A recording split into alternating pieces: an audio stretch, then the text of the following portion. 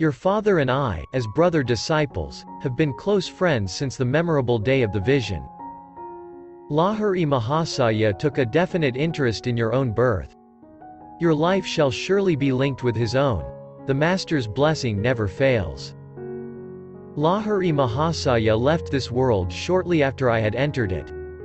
His picture, in an ornate frame, always graced our family altar in the various cities to which Father was transferred by his office. Many a morning and evening found Mother and me meditating before an improvised shrine, offering flowers dipped in fragrant sandalwood paste. With frankincense and myrrh as well as our united devotions, we honored the divinity which had found full expression in Lahiri Mahasaya. His picture had a surpassing influence over my life. As I grew, the thought of the Master grew with me. In meditation I would often see his photographic image emerge from its small frame and, taking a living form, sit before me. When I attempted to touch the feet of his luminous body, it would change and again become the picture. As childhood slipped into boyhood, I found Lahiri Mahasaya transformed in my mind from a little image, cribbed in a frame, to a living, enlightening presence.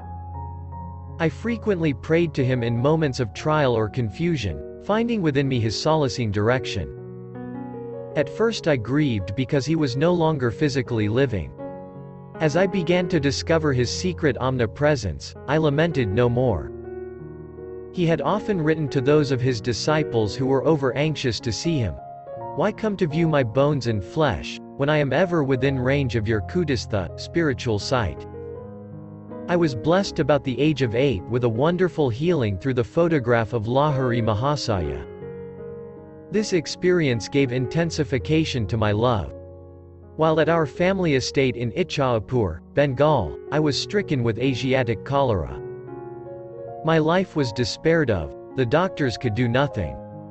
At my bedside, Mother frantically motioned me to look at Lahiri Mahasaya's picture on the wall above my head. Bow to him mentally. She knew I was too feeble even to lift my hands in salutation. If you really show your devotion and inwardly kneel before him, your life will be spared. I gazed at his photograph and saw there a blinding light, enveloping my body and the entire room. My nausea and other uncontrollable symptoms disappeared. I was well. At once I felt strong enough to bend over and touch Mother's feet in appreciation of her immeasurable faith in her guru.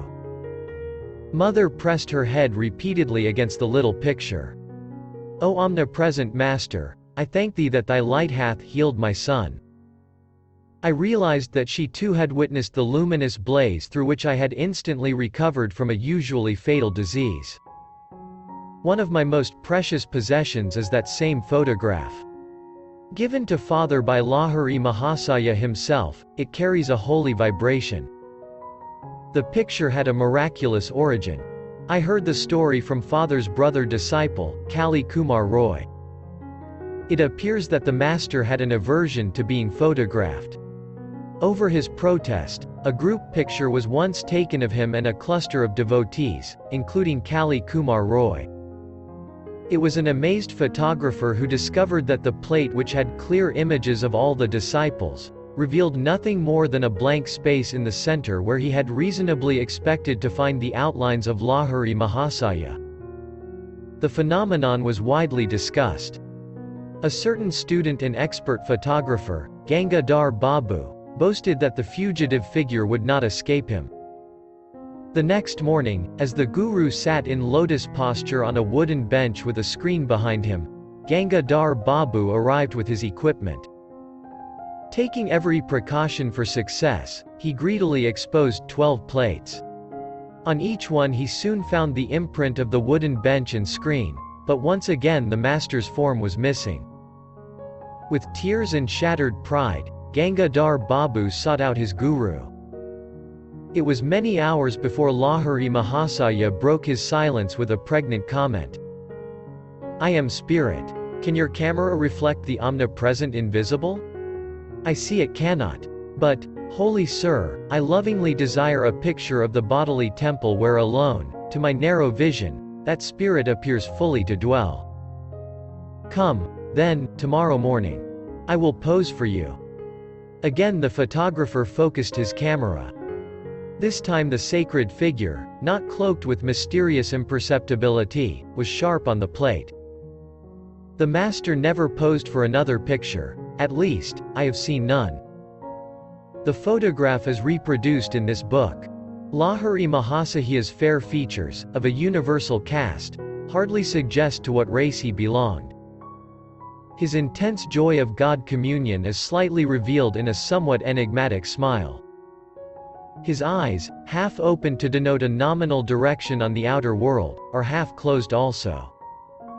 Completely oblivious to the poor lures of the earth, he was fully awake at all times to the spiritual problems of seekers who approached for his bounty. Shortly after my healing through the potency of the Guru's picture, I had an influential spiritual vision. Sitting on my bed one morning, I fell into a deep reverie. What is behind the darkness of closed eyes? This probing thought came powerfully into my mind. An immense flash of light at once manifested to my inward gaze. Divine shapes of saints, sitting in meditation posture in mountain caves, formed like miniature cinema pictures on the large screen of radiance within my forehead. "Who are you?" I spoke aloud. "We are the Himalayan yogis." The celestial response is difficult to describe. My heart was thrilled. "Ah, I long to go to the Himalayas and become like you." The vision vanished, but the silvery beams expanded in ever-widening circles to infinity. "What is this wondrous glow?"